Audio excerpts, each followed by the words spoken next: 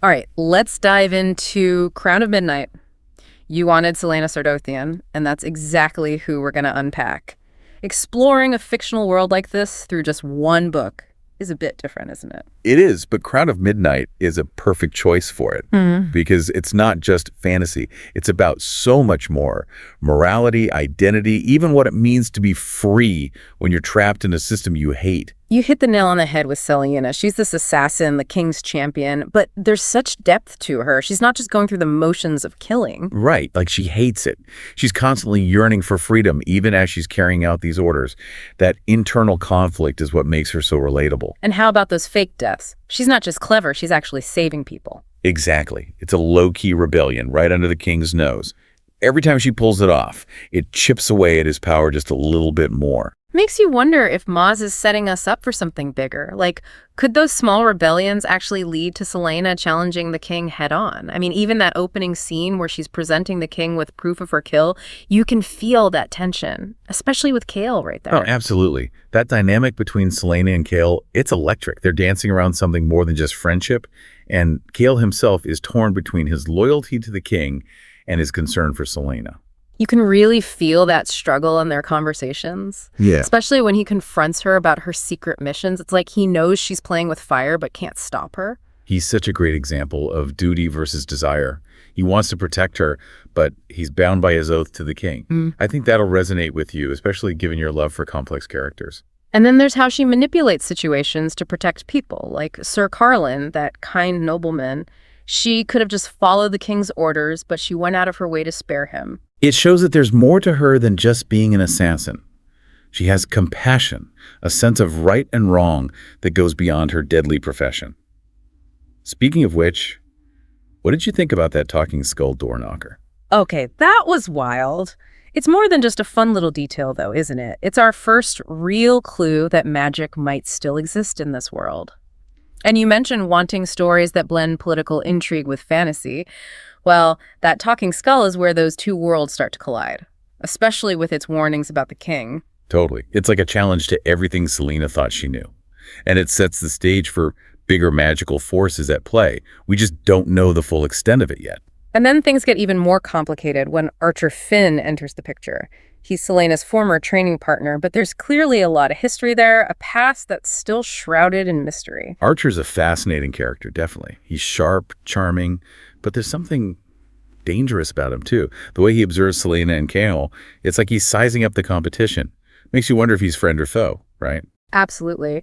And then you have Nehemia, the princess of Aelway. She's such a powerful presence in the book, especially when she confronts Dorian about the slave labor camps. That scene with Nehemia and Dorian is so important.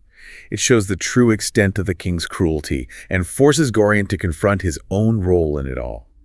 Will he follow in his father's footsteps, or will he forge his own path?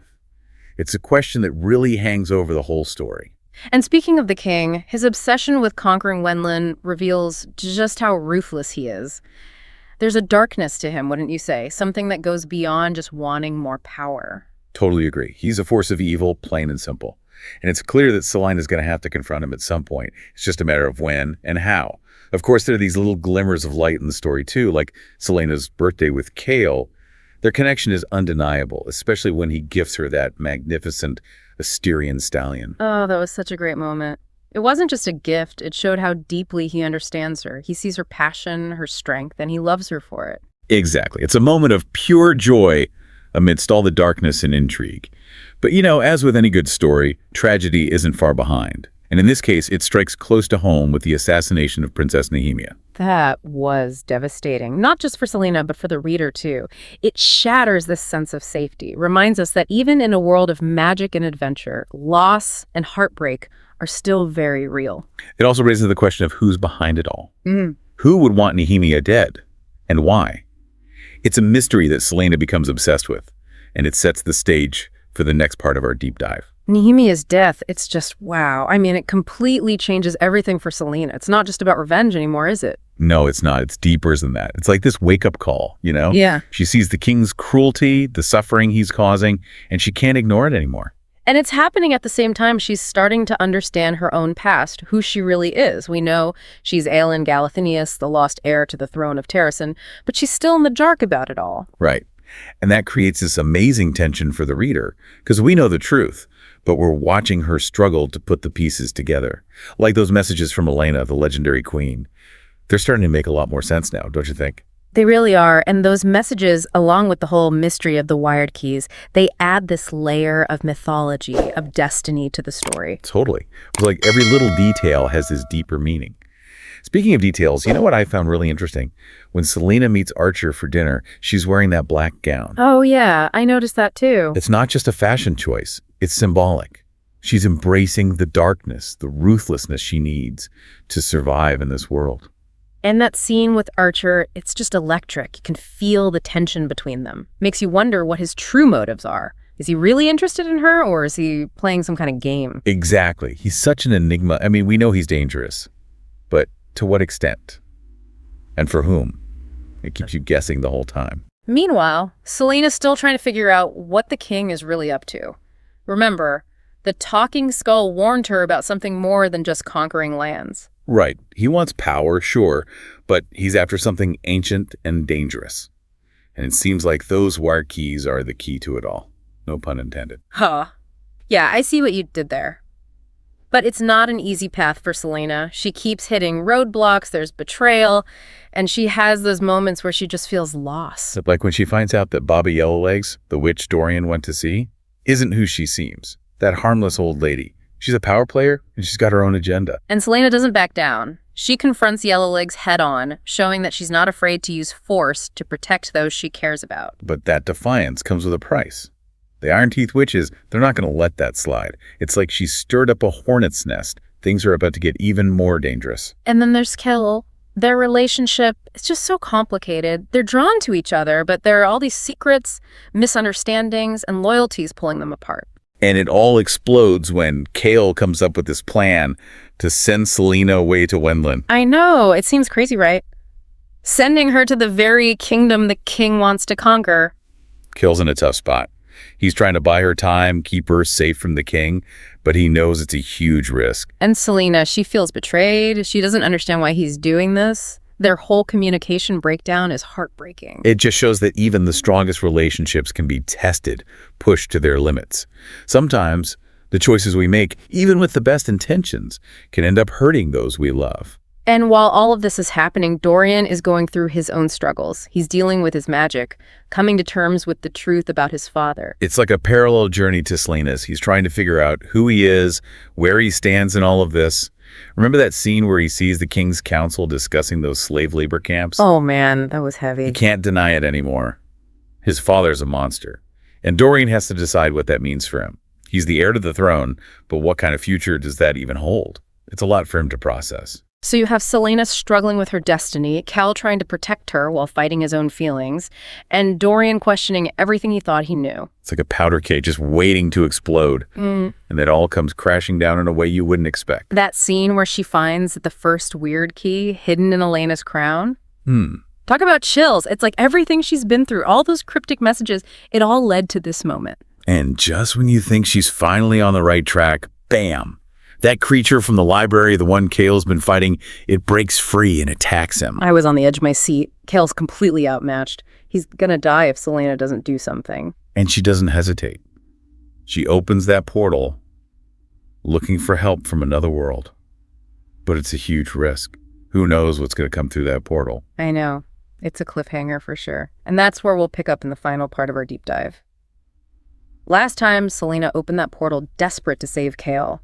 It was a huge gamble, right? We were left wondering what or who was going to step through. And it's not what you'd expect. It's not some powerful warrior or magical being. It's Nehemia. Whoa, her spirit. I mean, after everything that happened, Celaena unwittingly calls on her dead friend. Talk of intense. This scene always gets to me. It really makes you think about the power of grief, doesn't it? Yeah. And the bonds that linger even after death. Absolutely.